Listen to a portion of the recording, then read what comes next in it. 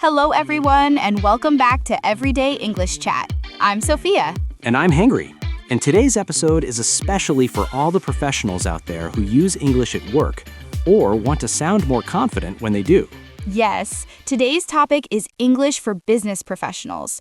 We're talking about negotiation phrases, leadership language, and presentation skills. Basically, the English that helps you sound calm, confident, and capable at work. Exactly. Whether you're in meetings, leading a team, pitching ideas, or negotiating deadlines, the right phrases can completely change how people see you. And don't worry, this episode isn't about complicated vocabulary or stiff corporate language. Nope, we're keeping it natural, practical, and human. The kind of English real professionals actually use every day. Segment 1. Sounding professional without sounding boring. Let's start with something important. Many people think business English means sounding very serious or formal all the time. Yes, and that's a myth. Good business English is clear, polite, and confident, not robotic. Exactly. For example, instead of saying, "I want this done today," you can say, "Could we aim to have this done by today?" Same message, but much more professional and cooperative. Here are a few simple upgrades you can make instantly. Instead of, "I don't agree," say, "I see it a bit differently." Or instead of, "That's wrong," say, "I'm not sure that fully aligns with the data." See, you're still being honest, but now you sound calm and thoughtful. And in business, how you say something often matters more than what you say. Segment 2. Negotiation English. Polite but powerful.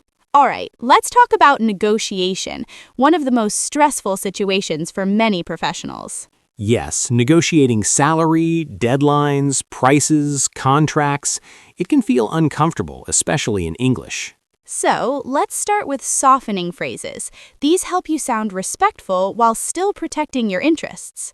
For example, "I understand your perspective, however, that's a valid point, but may I suggest..." These phrases show you're listening, not fighting. Now, let's look at asking for better terms. Instead of saying, "This is too expensive," say, "Is there any flexibility in the pricing?" Or instead of saying, "We can't meet that deadline," say, "That timeline may be challenging. Could we explore alternatives?" That phrase, "Could we explore alternatives?" is gold, very professional. Absolutely. Now let's talk about buying time, which is a key negotiation skill. Yes, you don't always have to answer immediately. Here are some useful phrases. "Let me review this and get back to you." "I'd like to take some time to consider this." "Can we revisit this after discussing internally?" These phrases help you stay in control without sounding unsure. Segment 4. Saying no professionally. Sophia, let's talk about something everyone struggles with, saying no. Oh yes, many people either say yes when they shouldn't or say no too directly and damage relationships. So here's the professional formula. Acknowledge plus reason plus alternative if possible. For example, "I appreciate you thinking of me for this project. Unfortunately, I'm at full capacity right now. Could we revisit this next month?" That's a perfect professional no. Another one.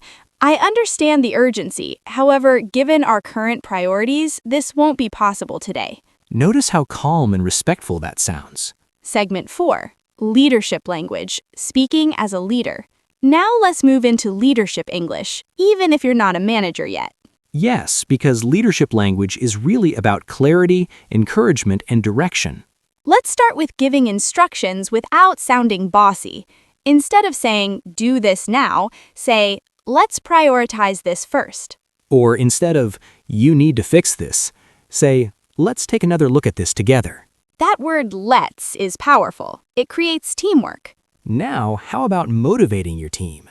Here are some great leadership phrases. "I really appreciate your effort on this." "You've done a great job handling this."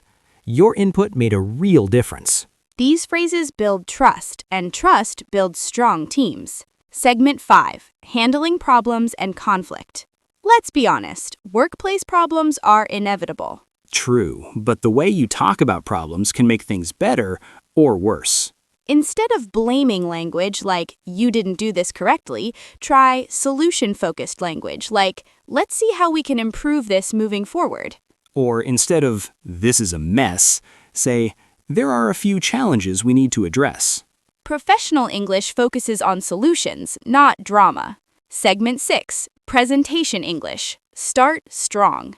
All right, Sophia, let's talk about presentations, something many professionals fear. Yes, and the good news is you don't need perfect English to give a great presentation. You just need clear structure and confident phrases. Let's start with opening lines. Instead of a nervous, okay, try, good morning, everyone. Thank you for being here today. Today, I'd like to walk you through. Let's begin by looking at. Simple, confident, and professional. And when you move between points, use signposting phrases like, first, let's discuss, now moving on to, finally, I'd like to highlight. These phrases help your audience follow you, and they make you sound organized. All right, Sophia, I think this is a great place to pause. Yes. Let's continue with something that makes even confident speakers nervous. Questions. Yes, especially when you don't fully understand the question or you don't know the answer. First rule, you don't have to answer immediately. Exactly. Here are some professional phrases to buy time. That's a great question. Let me think for a moment. I'm glad you brought that up. Let me clarify to make sure I understand your question correctly. That last one is especially useful because it gives you time and avoids misunderstandings. Now, what if you truly don't know the answer? Then honesty plus professionalism is the key. Instead of panicking, say, that's a good point. I don't have the exact information right now, but I'll follow up with you. I'd like to look into that further before giving you a detailed response. Notice how confident that sounds. You're not weak, you're responsible. Segment 8, Presentation Closing Phrases. Let's talk about ending presentations strongly because many people rush this part. Yes, and the ending is what people remember most. Here are some powerful closing phrases. To summarize the key points. In conclusion, the main takeaway here is. And then you can invite engagement with phrases like, I'd be happy to answer any questions. I look forward to your feedback. Thank you for your time and attention. Simple, professional, and effective. Segment 9, Business Small Talk, sounding natural, not awkward. Now let's move to something surprisingly important, small talk. Yes, many professionals underestimate how powerful small talk is. Small talk builds trust, and in business, trust opens doors. Let's start with safe topics. Work-related updates, travel, industry news, light weekend plans. Here are some natural phrases. How's everything going on your end? How has your week been so far? Did you get a chance to relax over the weekend? And when responding, avoid one-word answers. Instead of good, say, good, thanks. It's been quite busy but productive. That keeps the conversation flowing and makes you sound engaged. Segment 10, Meeting English, speaking up politely. Meetings are where many professionals stay silent, not because they have nothing to say, but because they're unsure how to say it. So let's fix that. Here are polite ways to enter a conversation. If I may add something here, I'd like to share a quick thought. Building on what you just said. And if you want to interrupt politely, sorry to jump in, but just to clarify. Now, what about disagreeing in meetings? Great question.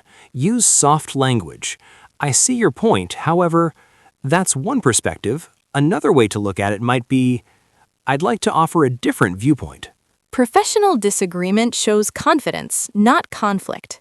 Segment 11, Email English, clear and professional. Let's talk about emails because most business communication happens there. Yes, and small language choices make a big difference. Let's start with polite openings. I hope you're doing well. I hope this email finds you well. Thank you for your message. Now, professional request phrases. Instead of send me the report, say, could you please send me the report? Or even better, when you have a moment, could you please share the report? And for follow-ups, avoid sounding impatient. Just following up on my previous email. I wanted to check in regarding. These phrases sound respectful and professional. Segment 12, sounding confident when you're nervous. Sophia, let's talk about confidence because even fluent English speakers feel nervous at work. Absolutely. Confidence in English is not about perfection. It's about calm delivery and simple language. Here's a powerful tip. Slow down. Yes, speaking slowly makes you sound more confident and gives your brain time. Also, use filler replacements. Instead of, say, let me think for a moment. That's an interesting point. Those phrases sound intentional, not nervous. Segment 13, assertive but polite language. Now let's talk about being assertive without sounding aggressive. Assertive language is essential in business. Here are examples. I believe this approach would be most effective. From my perspective, based on the data, I recommend. Notice how these phrases show confidence without attacking anyone. Segment 14, professional phone and video call English. Calls can be tricky because you don't have body language. So clarity matters even more. Here are useful phrases. Can you hear me clearly? There seems to be a slight delay. Let me share my screen. And when ending calls professionally, thank you for your time today. I'll follow up with a summary email. Looking forward to our next discussion. Segment 15, final business mindset in English. Let's end this part with an important mindset shift. Business English is not about sounding like a native speaker. It's about sounding clear, respectful, and confident. If people understand you and trust you, you're doing it right. Exactly. Use simple phrases, stay calm, and focus on communication, not perfection. And that brings us to the end of today's episode on English for Business Professionals. We covered a lot, from negotiations and leadership language to meetings, emails, presentations, and sounding confident even when you're nervous. Remember, professional English isn't about using big or complicated words. It's about being clear, polite, and confident, and choosing phrases that help you communicate effectively at work. Try using just one or two of the phrases you learned today in your next meeting, email, or call. Small changes make a big difference over time. Thank you so much for listening to Everyday English Chat. We hope this episode helps you feel more confident using English in your professional life. Until next time, keep practicing, keep growing, and keep speaking with confidence. See you in the next episode.